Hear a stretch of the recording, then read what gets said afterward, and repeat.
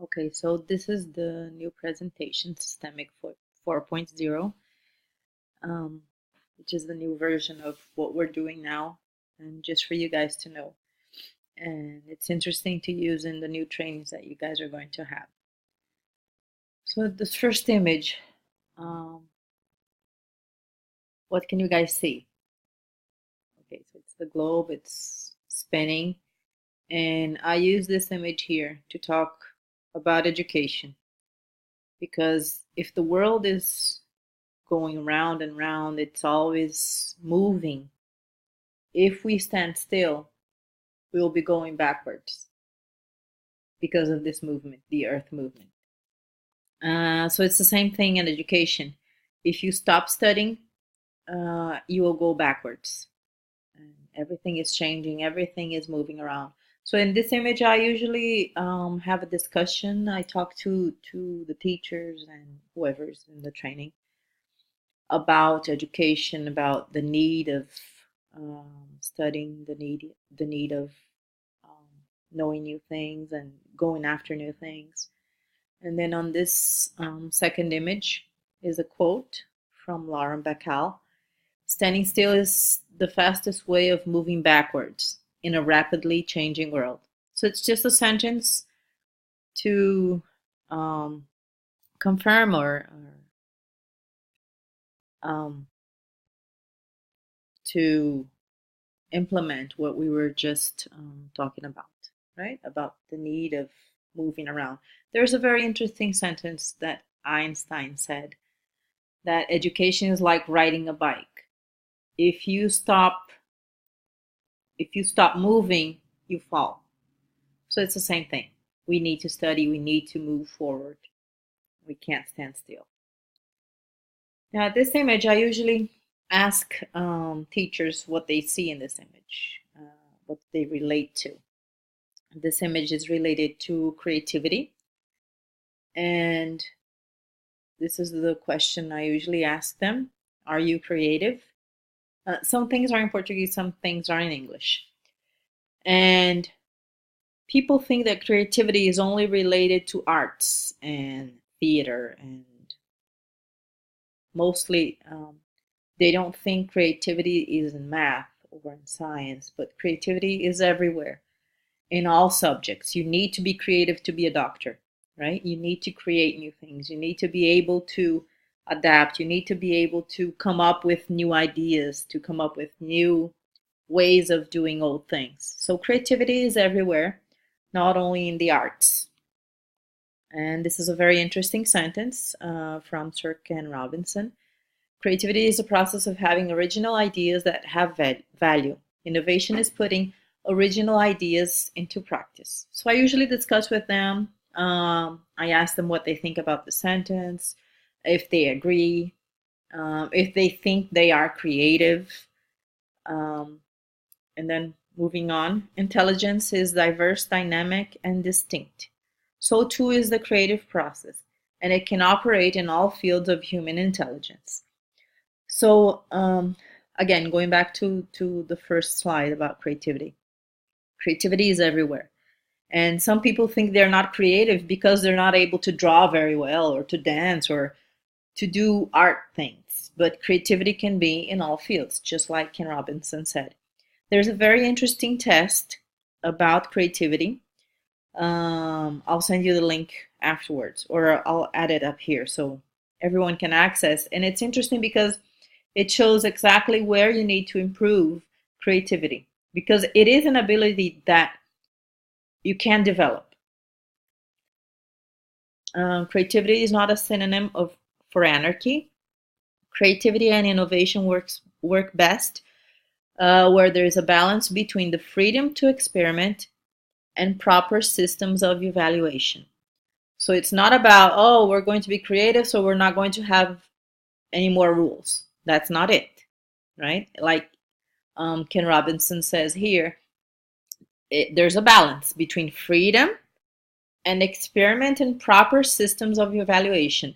Doesn't mean that they have to be tested in a traditional way, but in a formative way. And what do we offer in systemic? Educação multidimensional em uma segunda língua. So I usually ask teachers what multidimensional is, and elicit from them what they think about it. What words come to your mind when you think about multidimension? This is where we talk about the 21st century skills.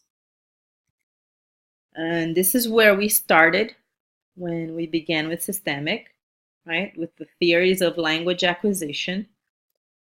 And now we've come to the theories for education, right? It's different than just the language. We are educating kids. It's much bigger, it's much deeper than just teaching a second language.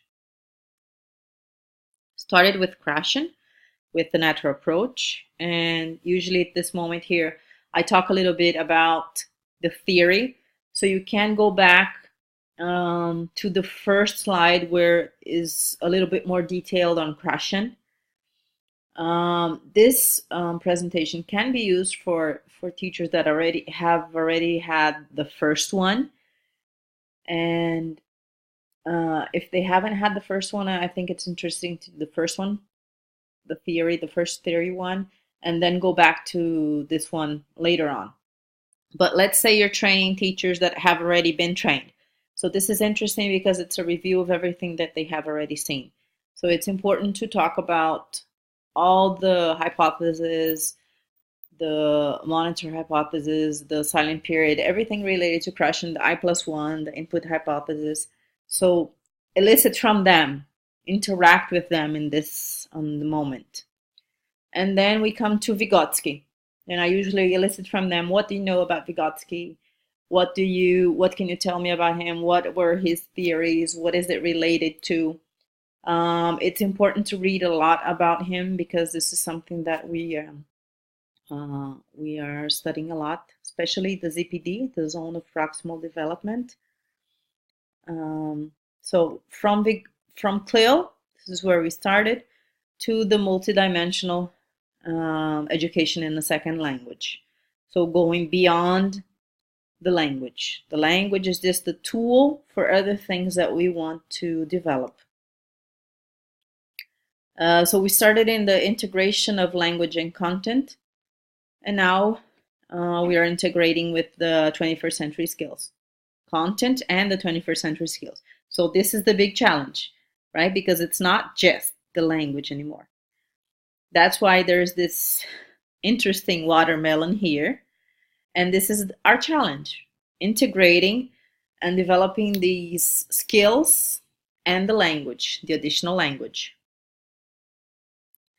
So this is what we're doing now. Researching and using a lot of technology, reading a lot of new research in this area. There's not a lot in it, so most of our research is also related from our classroom. Guys, I'm going to try to change this presentation, try to change the Portuguese to English, everything in English, because I think it's better, okay? So don't worry, I'll change that.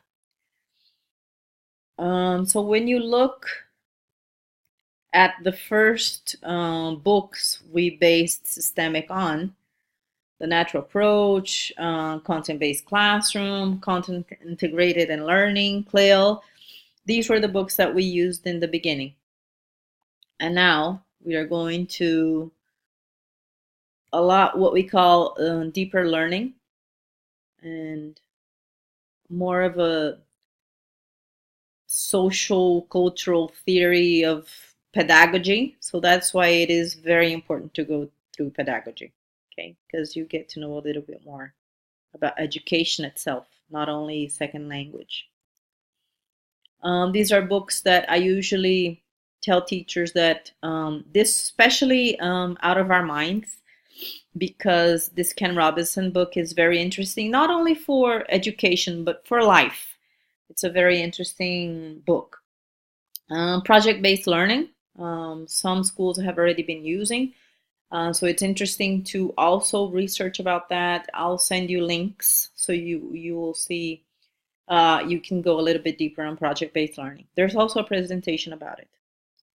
And examining evidence, which is strategies for project-based learning, which is researching. It's what we call the scientist student. And when we look at this image, what can you see? What can you tell me from this image? What word comes to your mind when you look at this image? So the word is collaboration. This is a skill that we have already been working with collaboration, but I think now we have, especially in the new lesson plans, we have been using the skills or keeping the skills in our mind most of the time when we're building the material. So collaboration is extremely important, not only in the classroom, but in everyday life, right? And at this image, creativity. Usually talk to the teachers about this. Is it important? Why is it important? I usually show Ken Robinson's video about creativity. It's a very interesting one, and I think that everyone should reflect and think about what the things that he says in this video. Then, looking at this image, I elicit from them what they think it means, and it's related to critical thinking. And in most of our lessons, especially the new ones, we talk a lot about critical thinking. And even in the old ones and in the first lesson plans, you can implement critical thinking with that. There are some lesson plans that we have already worked on critical thinking, like the Egypt, when we talk about the pyramid, the social pyramid, and we ask them to compare to the social pyramid today in Brazil, and we ask them to criticize. So this is working on critical thinking. If you think about the Roman gods, when you talk about education in those times, and how is education today, and we ask them to criticize, we ask them to debate on that. So this is working on critical thinking.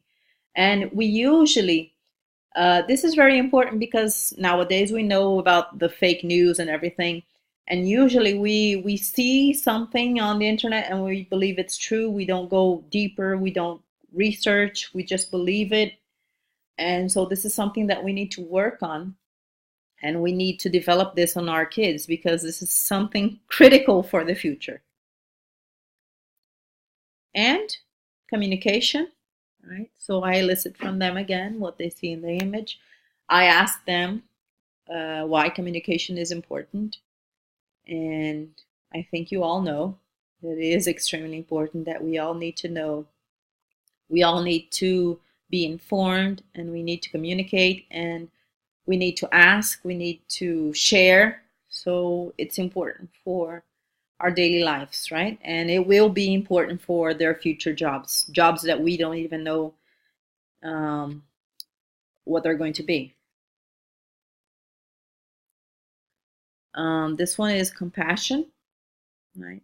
Something also very important. There is a research, some psychologists have been saying that because of technology, one of the skills that we have been losing is empathy, the empathy skills.